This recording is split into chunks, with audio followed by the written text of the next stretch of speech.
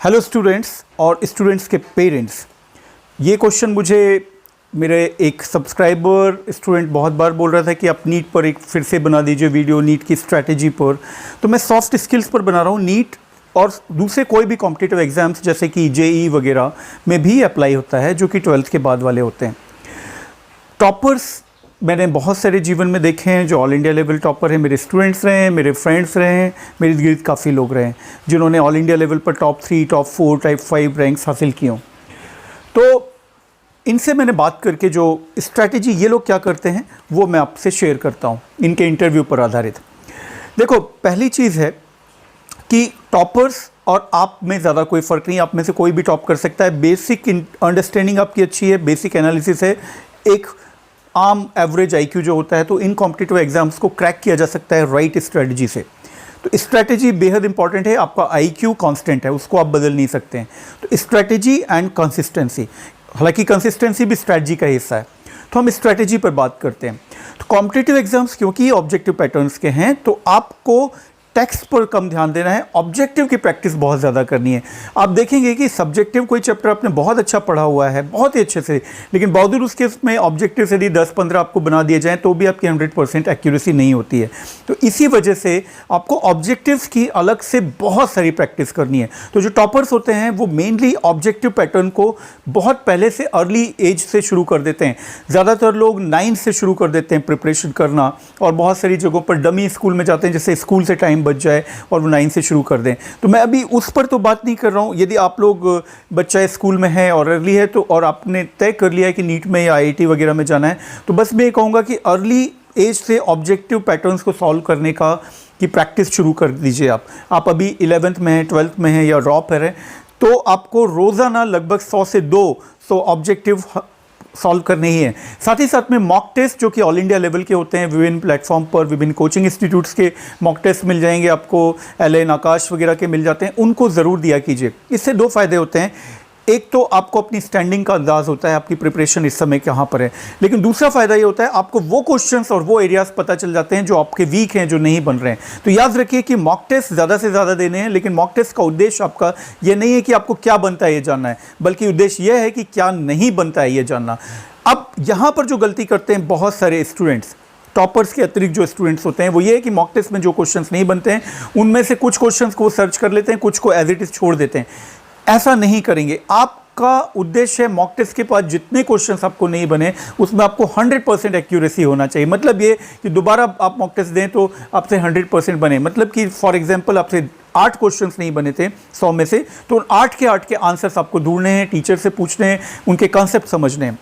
शुरुआती साल में कंसेप्ट की अंडरस्टैंडिंग, खासकर फिजिक्स, केमिस्ट्री जैसे सब्जेक्ट्स जो हैं उनमें कंसेप्ट्स पर, मैथ्स में कंसेप्ट पर जोर दिया कीजिए। कंसेप्ट को समझना है, रटना नहीं है। लेकिन बाद के 1 से 2 महीने आपको ज़्यादातर जो कुछ बनता है उसी को रिवाइज़ करना है, नई चीज़ें नहीं सीखनी है। रिवीजन आमतौर पर आपको 6 से 7 मिनिमम रिवीजन करके जाना है, मे बी मोर यदि आपको याद कम रहता है तो हो सकता है 10 तक रिवीजन आपको करने पड़े। बारिश हो रही है बाहर तो हल्का सा साउंड होगा, उसके लिए सॉरी। तो आपको 6 से 10 के बीच में रिवीजन करना है अपने मेमोरी के लेवल के हिसाब से। अब इसको संख्या में नहीं करके हम इस पर रख लेते हैं कि आपने जो भी कुछ पढ़ा है कितनी बार रिवीजन करना है, वो ऐसा होना चाहिए जितना आपने पढ़े, जितने ऑब्जेक्टिव्स किए। फॉर एग्जांपल आपने टोटल 4000 ऑब्जेक्टिव सॉल्व किए हैं, डिफरेंट बुक्स, डिफरेंट मॉड्यूल से, प्रीवियस क्वेश्चन पेपर से, तो 4000 ऑब्जेक्टिव्स में से अपने छोटे भाई को, माँ, पिता, किसी को भी दे दीजिए बुक और पूछिए कि इनमें से कहीं से भी पूछो मुझे। रैंडमली आपको कहीं से भी पिक करने से 100% एक्यूरेसी से वो ऑब्जेक्टिव बनना चाहिए। यदि ये प्रिपरेशन, ये लेवल आपका आ जाता है तो कोई नहीं रोक सकता आपको बेहद अच्छी रैंक लाने में, मे बी टॉप रैंक लाने में। ठीक है, तो जितना आपने पढ़ा है वो उसको रिवाइज करना है। ब्रूस ली का ये बहुत ही फेमस डायलॉग है कि मैं उस फाइटर से नहीं डरता हूँ जिसने 1000 किक 1000 बार सीखी हो, मैं उस फाइटर से डरता हूँ जिसने एक ही किक 1000 बार सीखी हो। तो आपको जो कुछ सीखा है यदि आप वो रिवाइज नहीं करते हैं तो आपको वहाँ 3 घंटे में जाके एक्यूरेट नहीं रहेंगे, आपकी स्पीड इनफ नहीं रहेंगी। तो रिवीजन पर बहुत ध्यान दीजिए। नोट्स अपने खुद के बनाने चाहिए, दूसरों से ना बनवाएं। आवर्स का टाइम टेबल आप जो है आवर्स के हिसाब से स्टडी कुछ लोग करते हैं, उससे रेदर है कि कोर्स बेस्ड स्टडी कीजिए। उसको कवर करने के लिए आपको 6 घंटे लग जाएं, 12 घंटे लग जाएं, मैटर नहीं करता है। बट आमतौर पर मैंने जो टॉपर से बात की, उनमें से बहुत सारे टॉपर्स की झूठ बोलने की आदत होती है अपने आप को इंटेलिजेंट दिखाने के लिए कि मैं बहुत कम पढ़ता था। बट ऑन एन एवरेज आपको 8 to 12 आवर्स अ डे पढ़ना होगा। बीच बीच में आप कोई चीट डे रख सकते हैं, बहुत थक जाता है जब ब्रेन, तो आप ज़रूर कुछ एक मूवी देख सकते हैं, कुछ ब्रेक ले सकते हैं। कभी कभार एक कंप्लीट ब्रेक, एक दिन का कंप्लीट ब्रेक भी रख सकते हैं, फैमिली टाइम बिता सकते हैं, दोस्तों के साथ बिता सकते हैं। बट ये फ्रीक्वेंट नहीं होना चाहिए। आमतौर पर मैं बोलूँगा महीने में 2 बार से ज़्यादा इसको मत रखिए यदि आप ऑलरेडी एग्ज़ाम गोइंग फेज़ में हैं। यदि आप अर्ली स्कूल डेज़ में 9th-10th में हैं, तब तो आप ये हर हफ्ते ऐसा कर सकते हैं और मे बी मोर भी कर सकते हैं। लेकिन आप 11th-12th में हैं, बिल्कुल फेज़ में, उसमें तो आपको नहीं करना है बहुत फ्रीक्वेंटली। दूसरा, किलिंग इंस्टिंक्ट होनी चाहिए किसी भी कॉम्पिटिटिव एग्जाम को जीतने के लिए। वो जो जज्बा होता है, जब वो जज्बा भीतर होगा तब भी आपकी वो इंटेंसिटी मेहनत में आएगी, क्योंकि क्वालिटी टाइम देना ज़रूरी है पढ़ाई को, ना कि क्वांटिटी टाइम। तो वो क्वालिटी टाइम जब तक नहीं होगा, जब तक वो इंटेंसिटी नहीं होगी, जब तक, तो वो इंटेंसिटी कैसे प्रोड्यूस हो? वो इंटेंसिटी होगी अपने आप को विजुअलाइज करने में उस जगह पर। फॉर एग्जाम्पल, आप अपने आप को डॉक्टर के रूप में देखना चाहते हैं तो आप एक गवर्नमेंट मेडिकल कॉलेज या एम्स नई दिल्ली या एम्स भोपाल, एम्स रायपुर, इस तरह से कहीं पर विजुलाइज कीजिए कि वहाँ के आप लाइब्रेरी में बैठकर पढ़ रहे हैं, वहाँ पर आप स्विमिंग पूल में, एम्स में स्विमिंग पूल है तो उसमें आप तैर रहे हैं, या वहाँ की आप एरोबिक्स क्लासेस को अटेंड कर रहे हैं, बैडमिंटन कोर्ट में हैं आप, या आप कि डिसेक्शन हॉल में किसी कैडावर का डिसेक्शन कर रहे हैं। विजुलाइज कीजिए, जब आप थक जाते हैं थोड़ा सा विजुलाइज कीजिए, इससे आपकी जो ब्रेन को वो स्टिमुलेशन मिलेगा जिससे आप अधिक मेहनत कर पाएंगे। तो ये थी नीट की सिंपल सी टिप्स जो कि टॉपर बना सकती हैं। छोटी छोटी टिप्स हैं, इनको ध्यान दीजिए। एनसीईआरटी बुक्स मैं बोल नहीं रहा हूँ क्योंकि आपको पता है एनसीईआरटी बुक्स को बहुत अच्छे से थॉरली पढ़ा होना चाहिए, लेकिन एनसीईआरटी बुक को पढ़ने के बाद उस पर बेस्ड ऑब्जेक्टिव सॉल्व करना ज़रूरी है। हम लोगों को इसको टर्म बोलते थे जब हम ऑब्जेक्टिव्स का प्रैक्टिस करते थे, और हमारा पीपीजी पीएमटी वगैरह के समय रिट्रोग्रेड स्टडी। रिट्रोग्रेड स्टडी का अर्थ होता है कि ऑब्जेक्टिव बेस्ड टेक्स्ट पढ़ना। आप ऑब्जेक्टिव सॉल्व करेंगे, उसमें 4 ऑप्शन है, आपका एम होना चाहिए उन चारों ऑप्शंस के बारे में आपको पता हो, क्योंकि एग्जाम में थोड़ा बहुत घुमा दिया जाता है। एक और इजी टेक्निक जो बहुत लोग शायद पता भी नहीं होता या बहुत लोग फॉलो नहीं कर रहे होते हैं रिवीजन की, वह है कि कुछ लोग पूरा का पूरा हर बार रिवाइज कर रहे होते हैं, इसमें बहुत टाइम वेस्ट होता है। तो इसलिए पहले ही बार जब आप कोई ऑब्जेक्टिव्स की, फॉर एग्जांपल आपने 500 ऑब्जेक्टिव्स हैं उस बुक में, आपने 500 ऑब्जेक्टिव्स में से जो आपको ज़रा भी डाउट है या बिल्कुल नहीं बने उनको मार्क करते जाइए। अलग अलग तरह की 2-3 मार्किंग रखिए कि मुझे थोड़ा डाउट था या मुझे बिल्कुल भी नहीं पता था, तो ऐसी मार्किंग्स का अलग अलग कर लीजिए। Yellow pen, green pen, whatever you want, star, जिस भी तरह से मार्किंग करना चाहते हैं। दोबारा जब रिवाइज करेंगे आप, तो रिवाइज सिर्फ उन चीज़ों को करिए जो आपसे नहीं बनी है, क्योंकि ये ह्यूमन ब्रेन का बड़ा अजीब सी चीज़ है कि जो चीज़ आपसे बनती है वो आगे भी बनती है, वो बनती रहती है। तो उसकी प्रोबेबिलिटी भूलने की या गलत ऑप्शन चूज़ करने की बहुत कम होती है, जबकि जो चीज़ नहीं बनी है वो दोबारा भी नहीं बनेगी। तो दोबारा नहीं बनी है जो, उसको दोबारा पूरा रिवाइज कर लीजिए, ठीक है। अब जब दोबारा आप ये रिवाइज करेंगे तो लगभग सपोज 30% क्वेश्चन ऐसे थे जो आपको पहली बार में नहीं बने थे, तो अब आपके सिर्फ 10% बचेंगे। फिर वो 10% को एक बार रिवाइज कीजिए। जब ऐसा होगा तो ये 3 बार के रिवीजन में आपका 100% मुकम्मल हो गया।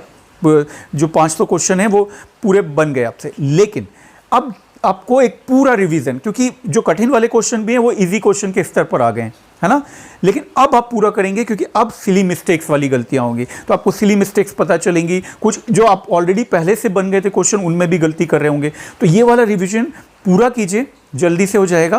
पूरा करेंगे और फिर मार्क करेंगे जो नहीं बने, जिनमें सिली मिस्टेक्स है, और एक रिवीजन फिर कुछ दिनों के गैप के बाद फिर से करेंगे जो सिली मिस्टेक्स हैं उनका। इस तरह से 5 से 6 रिवीजन में आपका कोर्स पूरी तरह से कवर होगा। मैंने एग्जांपल दिया है बस 500 ऑब्जेक्टिव्स का। आप जितना बड़ा बेस लेंगे ऑब्जेक्टिव पैटर्न का, जितना बड़ा उतनी बेटर रैंक आएगी। अब बेस कैसे चुनना है? बेस ऐसे चुनना है कि आपको प्रीवियस ईयर क्वेश्चन पेपर जो होते हैं उसके आधार पर बने हुए क्वेश्चंस के पैटर्न लेने हैं। फॉर एग्जाम्पल, जूनियर ओलंपियाड में बिल्कुल अलग पैटर्न होता है, एनटीएससी में बिल्कुल अलग पैटर्न होता है, आईआईटीज़ के क्वेश्चंस का बिल्कुल अलग पैटर्न है, नीट के क्वेश्चन का, इवन फिजिक्स भी है तो आईआईटी में डिफरेंट होगी, नीट में डिफरेंट होगी। तो आप जो भी टारगेट एग्जाम है आपका, उसके पैटर्न का जितने ज़्यादा रिसोर्सेज से क्वेश्चन बैंक आप सॉल्व कर सकें, आप क्वेश्चन की जो ऑब्जेक्टिव्स की बुक्स आती हैं, आप कोचिंग इंस्टीट्यूट्स का मटेरियल डिस्टेंस लर्निंग के बहुत महंगे नहीं होते हैं, वो ले लीजिए, उसमें मॉक टेस्ट भी मिल जाते हैं।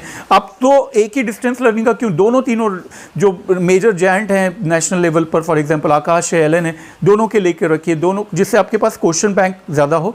एक को मेन बनाइए और एक को सपोर्टिव बना लीजिए, जो भी आपको अच्छा लगता है। डिफरेंट सब्जेक्ट में आप ऐसा कर सकते हैं कि फॉर एग्जांपल फिजिक्स में मैं एलन को ज़्यादा मेन जोर दूंगा और बायोलॉजी में आकाश को ज़्यादा जोर दूंगा, और दूसरे को मैं सपोर्टिव के रूप में रखूंगा। सपोर्टिव वाले में मैं उसकी टेक्स्ट भी पढ़ूंगा, सिर्फ ऑब्जेक्टिव सॉल्व कर लूँगा। इस तरह से कुछ, मैं कोचिंग सेंटर्स का नाम ले रहा हूँ, मैं ये नहीं बोल रहा हूँ कि यही अच्छे हैं, और भी बहुत सारे अच्छे होंगे। लोकल आपके शहर के कोई कोचिंग सेंटर अच्छा हो सकता है, और आप बिना कोचिंग के भी अच्छे से कर सकते हो। आजकल ऑनलाइन इतना ज़्यादा मटेरियल है कि कोचिंग मैंडेटरी तो नहीं रह गई हैं, आप अच्छी रैंक बिना कोचिंग के ला सकते हो। बट ये इंपॉर्टेंट है कि आपको जो भी चीज़ें डाउट हैं, जैसे फिजिक्स में, केमिस्ट्री में, मेंटल एबिलिटी में, वो आपके क्लियर होते जाना चाहिए जल्दी। उसमें बहुत हैसल नहीं होना चाहिए, बहुत टाइम वेस्ट नहीं होना चाहिए। तो ऑलरेडी लगभग 11 मिनट का वीडियो हो गया। उम्मीद करता हूँ ये आपको जानकारी देगा, पेरेंट्स को अपने बच्चों को गाइड करने में मदद करेगा। पेरेंट्स से मैं बोलूँगा कि अपने बच्चों से इन स्ट्रैटेजीज़ पर बीच बीच में बात किया कीजिए, कभी डिनर कर रहे हैं, कभी टहल रहे हैं साथ में, तो जिससे कि उसको लगता है कि मेरे साथ कोई है, मैं अकेला नहीं हूँ। तो ये मैं अपने बच्चे के साथ हम लोग करते हैं कभी कभी स्ट्रैटेजी पर बात। स्ट्रैटेजी वेरी एक्सट्रीमली इंपॉर्टेंट है, IQ से भी ज़्यादा, याद रखिए। मैं उम्मीद करता हूँ मेरे चैनल देखने वाले अधिकांश लोग सेलेक्ट होंगे। BSLP में, ये चैनल से जुड़े हुए लोगों ने BSLP बहुत सारे कोर्सेज में अक्रॉस द इंडिया एडमिशन लिया, और मुझे खबर है कि पहले जहाँ BSLP में 300 एप्लीकेशंस आती थी, 5000 आती हैं। तो मुझे उम्मीद है, खुशी है कि मैं किसी काम स्टूडेंट्स के आ पा रहा हूँ। यदि वीडियो अच्छा लगा हो तो अपने साथियों के साथ मिल के देखो, उनको दिखाओ और पूछो, बताओ। Thank you very much. मैं डॉक्टर अव्यक्त अग्रवाल, मैं एक पीडियाट्रिक कंसल्टेंट हूँ और एलर्जी स्पेशलिस्ट हूँ।